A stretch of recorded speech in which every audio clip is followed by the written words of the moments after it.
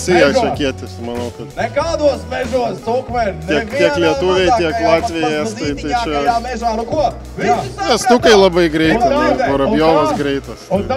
Ralis ilgas, vilkai gudrus, čia tas šeikdaunas nieko nereiškia.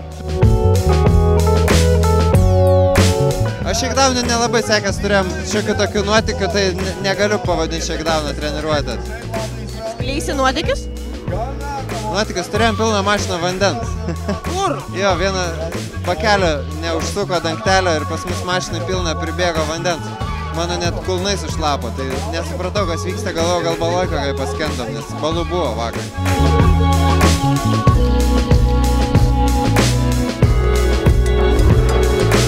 O kaip šiaip nusiteikęs varžybom?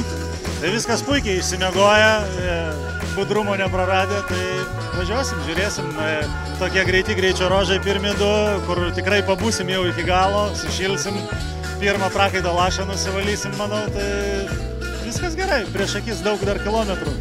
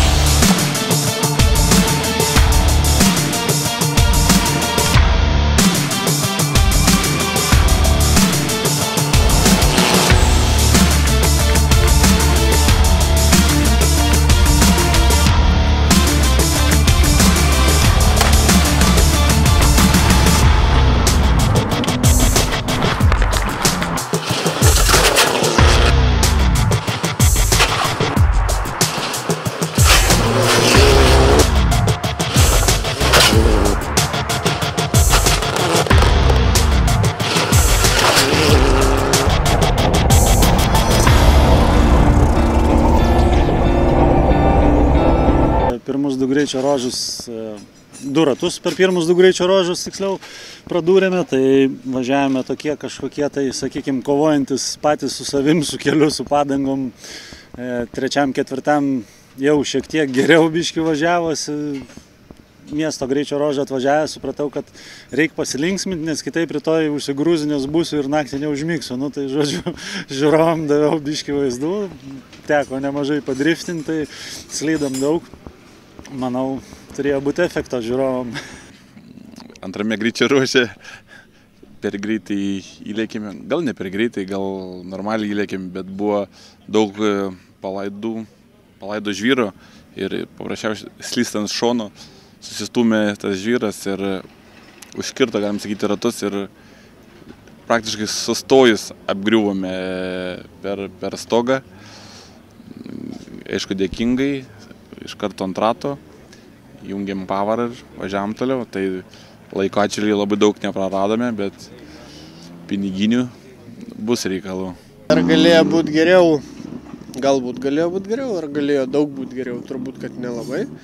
Nes aš pats nesijaučiau labai taip užtikrintai ir gal prie to labai didelio greičio. Tie pirmi mūsų greičio ruožai buvo labai greiti. Ta koja kažkaip nevalingai sutrūkčiodavo dešinė ir nelabai smarkiai norėdavo spausti tą akceleratorių.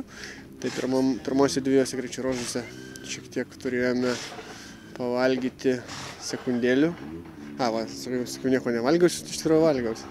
Sekundžių pasikrovėm, pasirijom.